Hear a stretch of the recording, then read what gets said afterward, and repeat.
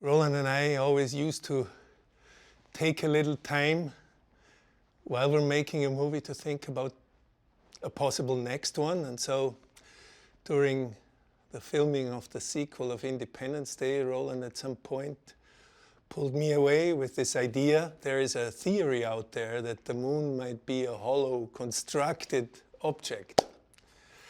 And so I checked it out a little bit and found it very fascinating. And so with our fantastic co-writer, Spencer Cohen, we sat down and, started to develop characters, and that's how it usually goes, to find a story that's emotional, with characters that people can relate to. There's something really strange going on with the moon. It's changing its orbit, and it looks like it's going to fall down on us, which is a completely overwhelming situation. But humans and the human spirit, don't give up so quickly. And as we see now with our society, there's always people who grow above their potential.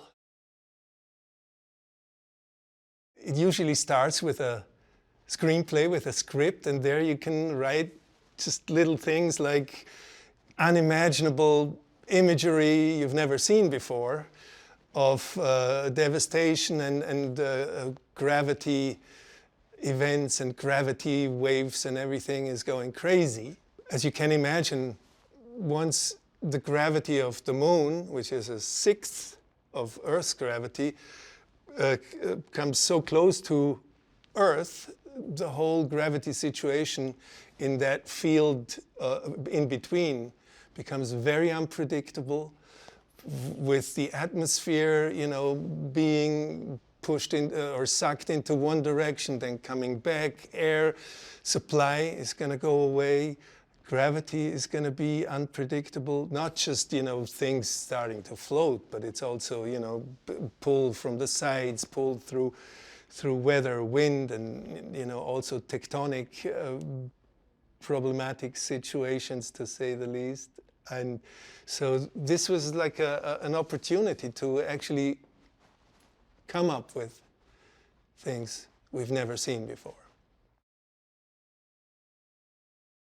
Humans have this amazing quality to cling on to hope and to cling on to leaving behind the place that we lived in for our kids and for the next generations to come. And in our movies, we usually try to tap into that feeling of our place here is worth saving. People are good at heart. I'm very proud, like usually we can get by without really bad people. Yeah, there might be people who, make bad decisions in certain situations, but we usually don't need a bad guy who wants to destroy the Earth, because it comes from within, the feeling of this is a good place. We're kind of chosen ones. Each and every one of us has a purpose and has some kind of duality with who we are and maybe what is out there. Patrick has, since Midway, been just one of our absolute favorites. While shooting Midway, we were talking to each other behind the monitor saying, we need to do another movie with this man. And it's just, all in all, on the set, in front of the camera and behind the camera, it was just such a wonderful experience that we definitely wanted to revisit that.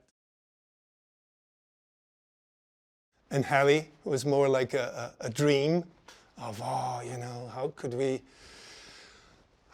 possibly convince Halle to play this part, and it was a little bit of a long shot, and when we heard that Halle likes it, actually, it was like, oh yeah, yes.